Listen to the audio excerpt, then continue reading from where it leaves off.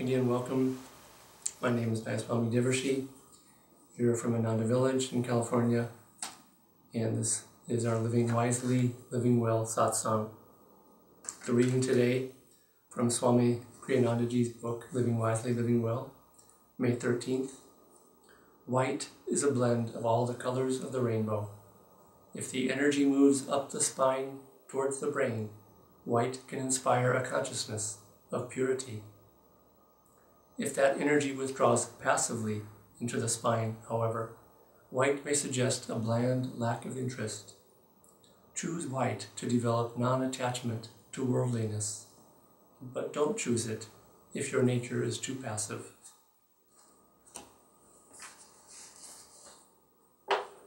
This reading today obviously is more about energy and the direction and flow of energy than necessarily about the color white, but I'll just touch upon the color first.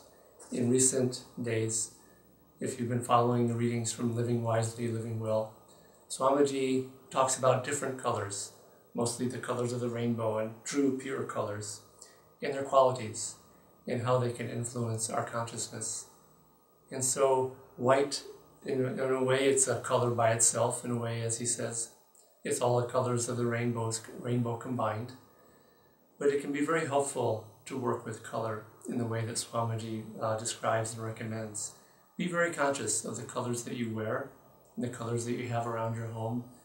And go back over these passages from recent days and use color almost as an antidote for certain mental or spiritual qualities that you're either trying to overcome or that you are trying to develop, and have those colors around your home. Try to be more conscious about color and the way you work with color. And again, read those passages from previous days. See what the very specific pure colors of the rainbow, the qualities that they can help us develop. And buy a shawl, for example, and use it as an altar cloth, or drape it around a photo of the guru, or some way of bringing color into your life in a much more conscious way. And then when you meditate, sometimes even tune into that color as a way of drawing the vibrations of that color more interiorized. Again, as a way of helping us to develop the quality that that color has. White, as Swamiji says, can be a very freeing color in the sense of helping us to be dispassionate and free from worldly energies. It's the color of purity. But again, he says that when we are passive, then it can become too much of a passive and weak color. And so introspect and see for yourself how we are working with colors and the qualities that we need to develop. Now, this reading today especially talks about the direction of the flow of energy. And in a way, this is a very important subject to really be aware of in our own lives, our spiritual life, to be aware of in our meditation, but also in all of our activities, how we respond to things. In one way, all of life, all of our spiritual progress, all of our day-to-day and even moment-to-moment responses to events in life, they all have to do with the direction of that flow of energy. And so try to see energy as something that we are trying to consciously work with, and especially in the sense of working with the direction of its flow. Because the whole path of yoga, the path of Kriya Yoga, particularly focuses on this.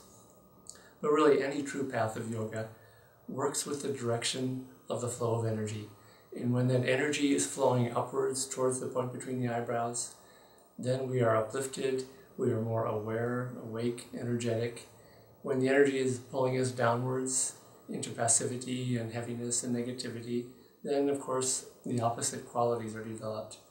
There's also another aspect to this which gets into the science of Kriya Yoga, which is that there is a positive octave to even the energy flowing inward and down, in the sense that when we go deep into meditation and when we withdraw from the world in an energetic and dynamic way, then the energy goes deeper into the Sushumna, into the astral spine, where Yoganandaji said that true spiritual progress begins when we get into that deep astral spine. And so there's also a positive or a higher octave to the energy going within, which is that it's a withdrawal from worldly consciousness, from involvement and engagement in the world. I'm going to read something that Swamiji said about this, and it has to do with a reading from the Bhagavad Gita, chapter 4, stanza 32. The many ways of offering up the ego are declared in the Vedas as if through the mouth of Brahma. Knowing their true purpose, which is an upward self-offering, you will be freed from all karmic bondage. And I'm just going to read one paragraph of what Swami Kriyanandaji says here. From whatever direction one approaches a mountaintop, as long as he continues moving upward, he will reach the peak eventually. What is all important is the direction of one's climb. In the spine, that direction is, of course, upward. The spine is central in the human body. Whatever else one does spiritually, he must also awaken and raise the spinal energy. This remains true even if one's path is devotional chanting, service to the poor, or in other ways helping to relieve human suffering. He may follow the path of mental discrimination, trying to distinguish between what is true and what is false in this world. If his energy, however, is not raised in the spine, even by these indirect means, he can achieve no spiritual awakening. True religion, inner experience, that is to say, not mere belief, is not a question of pleasing some deity up there. We ourselves must raise our awareness to the superconscious level, which for us in the physical body exists only up there. Again, referring to the point between the eyebrows.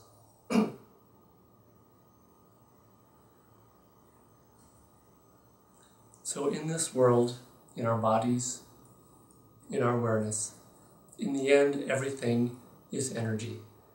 And the way that we work with that energy is all important to our spiritual progress, to our happiness, to our peace of mind, to everything really that the worldly person even is trying to achieve, even though they don't know it. But of course, those who are more conscious of being on the spiritual path are aware that we are trying to achieve divine joy, divine bliss, peace of mind, compassion, devotion, and self-offering. And all of these qualities are developed by helping to raise the energy in the spine up to the point between the eyebrows. These qualities also help to raise that energy. And in a way, by being aware of these things, we can really work with it more consciously. Swami Kriyanandaji said something about the Hatha Yoga postures that is sort of one of these central and very pithy truths that you can apply to everything in your life regarding the way that the deeper, more conscious yoga postures that Ananda Yoga works with, the way that they work with the energy and the life force. Swamiji says that awareness precedes control. Awareness precedes control. And with the yoga postures, they help us develop an awareness of the energy in our bodies, in our astral spines, and to develop an awareness of how that energy, either uplifted or pulling downwards, can change our mental attitudes, our state of consciousness. And this little statement, awareness precedes control, really applies to everything in life. If you want to say, for example, learn how to overcome negative emotions, the first step is to become aware. And in fact, the desire to overcome them is because you've developed some amount of awareness that these emotions are an issue and a problem. And the more awareness that we can develop of how negative emotions start, their origin, and what causes them to start working their way against us. When we have more of that awareness and that understanding and clarity and watching for how these things work, then the more easily we can control them. In this case, we can get a hold of those negative emotions sooner before they completely take us over. And so as we develop awareness, we also develop the possibility and the greater possibility to control the life force and our attitudes, our thoughts, the degree of our divine joy, calmness, all these things. And so try to see, especially in the sense of everything being energy and everything being a direction. And so this is really the science of Kriya Yoga. Very simply, we'll get a little bit abstract here, but it's also very practical, what I'm about to say, which is that the yogis teach us, Paramhansa Yoganandaji taught about the foundation of the path of Kriya Yoga has to do with the energy in the astral spine. The astral spine has three main channels, according to Yoganandaji. The main central channel is the Sushumna, going up the center of the body. And this is where the yogi is trying to enter. The Sushumna is one. It's beyond duality. The main two outer channels are called Uda and Pingala. These two outer channels are two. And as long as we are only in those two outer channels, we are caught up in duality, the ups and downs of life. Success, failure, happiness, sadness, all the twin emotions and conditions of life we will be caught up in as long as we are centered in Irda and Pingala. Now, Yoganandaji taught that these two outer channels also correspond to the physical breath. And he taught that when one feels an emotional high, because if it's just an outward emotional high and not a really deep inward spiritual high, if it's just an emotional sense, then it will be in the Irda channel in an outward way. And that emotional high corresponds with little spurts of energy going up the Irda channel. And of course, because it's part of duality, at some point there will have to be an opposite and equal reaction and downward pull. Now, these currents and these little spurts of energy also correspond to the physical breath to some extent. Not entirely, but there is a relation, which is that you will see that when you have an emotional upliftment in an outward way, even in a spiritual way sometimes, if you see a beautiful sunset or if you hear some really good news, you tend to lift up. You tend to take an inhalation and in-breath because this energy going up the Irda channel causes us to inhale.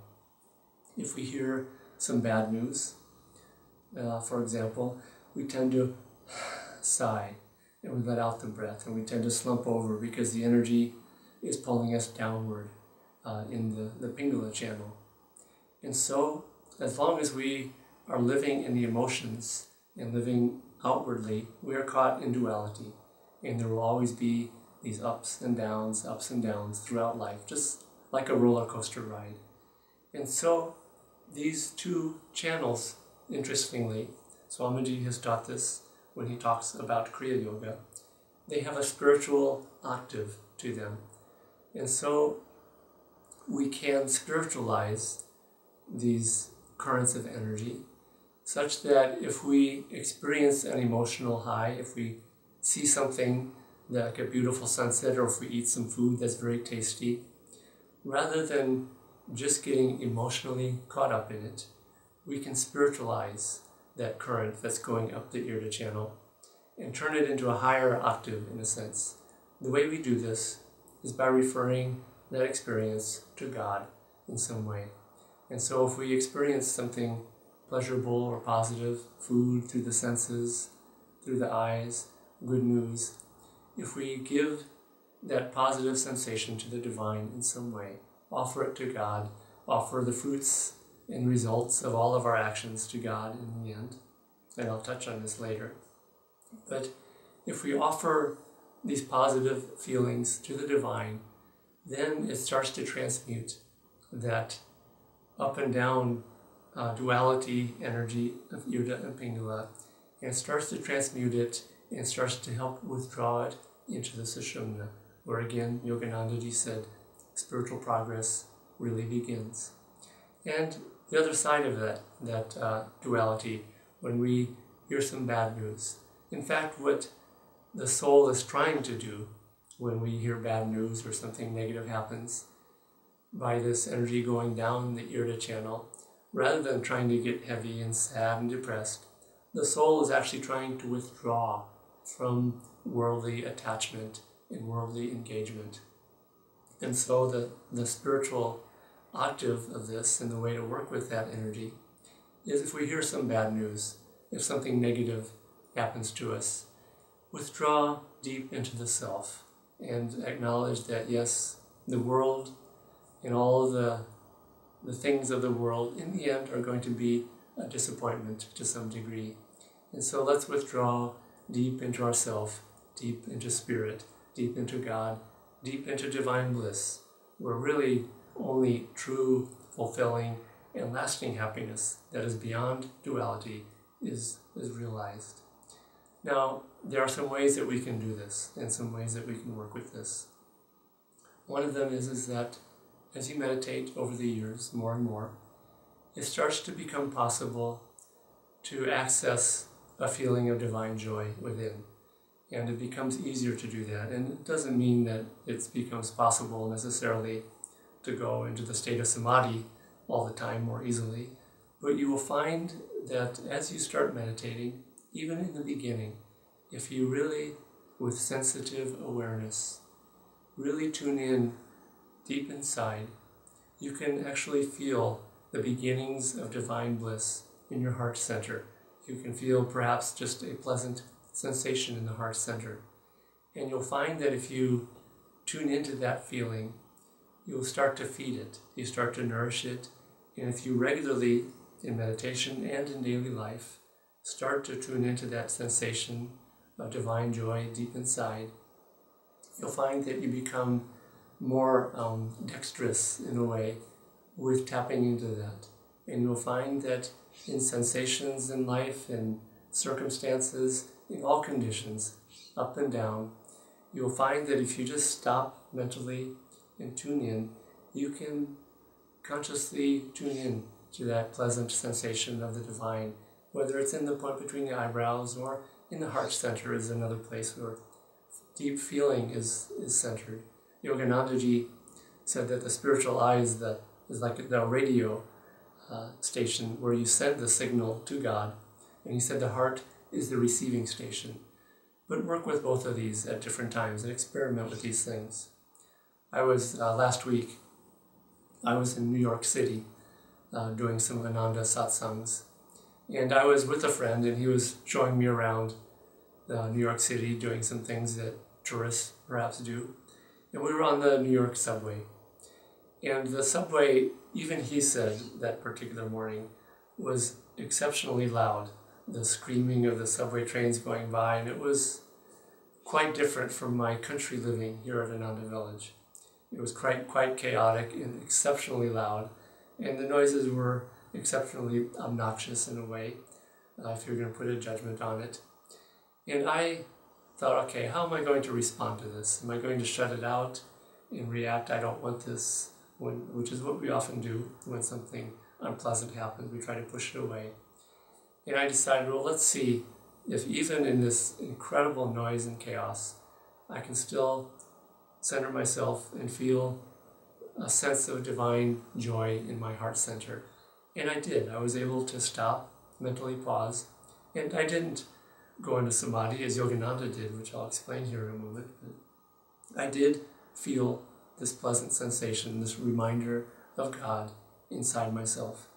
Now, again, this wasn't what Master experienced. Yoganandaji, he wrote a poem, Samadhi, which describes the superconscious state.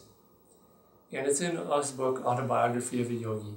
And it's perhaps the most extraordinary description of the state of union with God that has ever been written, because it's not an analytical exposition on that deep state. It's a very poetic but also descriptive poem about that state. And by reading that poem, Samadhi, you actually get a very deep sense of what that state is like, because he wrote it so poetically, but also with so much of his consciousness. Yoganandaji said to his close disciples, he said, read that poem, Samadhi, every day. He said, memorize that poem, because he said it has the vibration of the samadhi state in it. And so this is a very good way to work with energy and work with the direction of energy. Anytime we have a reminder of the divine state, the energy is uplifted in the astral spine up towards freedom at the spiritual eye.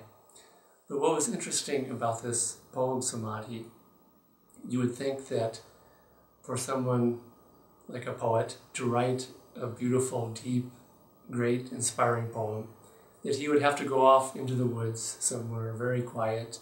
Maybe there's a few birds chirping and flowers and trees in a very aesthetically pleasing environment to help him get inspired to write out such a poem. Well, Yoganandaji actually wrote that poem Samadhi while he was riding on the New York subway, which again I can tell you from my recent experience is an extremely noisy, chaotic, very busy, active place. And yet this is where he went to write that poem. And he said he went back and forth on the subway, writing that poem and going into the Samadhi state. I believe he said that nobody even saw him as he was sitting there because he was in such a deep state. And so this is many, many deep truths from that story. But the most important is that our outer environment and the things that happen to us, in a way, are not really responsible for our mental state, our state of joy, our state of attunement to the divine. Really, in the end, we are responsible for that. And again, this touches on the science of Kriya Yoga. Yoganandaji and our own Swami Kriyanandaji talked about an aspect of this energy in the spine, which they referred to as the reactive process. This reactive process essentially is really where the source of our happiness and sadness really is based. And what this means is that we tend to react to events in life. We place a judgment on them, whether we like them or don't like them, based on whether it's pleasurable or painful. And when we don't like something that happens to us, we react. And really what's happening is not the event that's causing us sadness. It's actually the energy going down the astral spine that causes the sadness. But because we don't have control over that energy, we don't have pranayama, control of the life force, that energy reacts by going down the spine, and it goes in coordination with that negative event in life. And so we feel sadness. But the sadness is not because of the event. The sadness is because of the energy in the spine. And this is why yogis and great masters develop pranayama. This is the importance of developing control of the life force. Because what happens is that we have control over that energy in the astral spine more and more. It's something that we develop over time. It's something that in the beginning can be very difficult, but with practicing meditation every day, learning Kriya Yoga, developing right attitude in daily life, we start to develop more and more control over the energy in that spine, and therefore we have control over the reactive process. And so when a negative event happens to us, we go within, we refer it to God. In some way, we are able to uplift the energy and bring it to the point between the eyebrows, or perhaps to withdraw deeper into the sushumna, deeper into the astral spine, as a way of withdrawing from the events of the world, not in a passive way, but in a very dynamic, conscious, and energetic way. This is why, even in meditation, this is really important to understand, that true deep meditation is not passive. I hear people talking about a deep meditation that they had, and it sounds sometimes more like some sort of subconscious blank sort of a trance state that they experienced, when in fact a true and deep experience of the divine in meditation is extremely energizing. The divine bliss is overwhelming and overpowering and energetic. There's actually more of a state of deep awareness, not with just the mind or intellect, but with the intuition. There's more clarity of mind. And it is uplifting in every sense. The energy is uplifted, our consciousness is uplifted, and everything about a state of deep meditation is energizing and uplifting. Now, in the end, what we see is that, again, it's all about the direction of the flow of energy. And so, if something negative happens, there's a tendency in some religions for people who are trying to be holy and live a spiritual life. There's a tendency that when something comes up within themselves from past samskar or impression or karmas that they've developed from past lifetimes or in this lifetime, there's a tendency when something like that comes up to suppress it rather than direct it upwards. And so you see people who are trying to live a holy life, when a negative emotion comes up, when a strong desire or attachment comes up, sometimes there's a tendency to say, oh, I'm not feeling that, I'm a spiritual person, and therefore they suppress that energy and that feeling. But in the end, you cannot suppress energy. Energy will try to come out in some way. And so when you do find a negative thought or a negative feeling or something that you consider unspiritual, a desire or attachment, rather than denying it or suppressing it, simply try instead to transmute it. And transmutation of energy simply is taking a desire or attachment that may be downward pulling in one of the lower chakras or spinal centers and lifting it up, offering it up to God, offering that, even that desire, even that negative thought, even your faults. Yoganandaji said, give your faults to God. He said, God likes it when you do that. And partly the reason is because by offering even our faults, our desires, our attachments, upwards into the light of God, what happens is that fault, that desire, that attachment is transmuted. It becomes even divine in the end. And this is the process of the spiritual life. We are constantly trying to put one foot in front of the other and try to see the spiritual life simply as a direction of energy.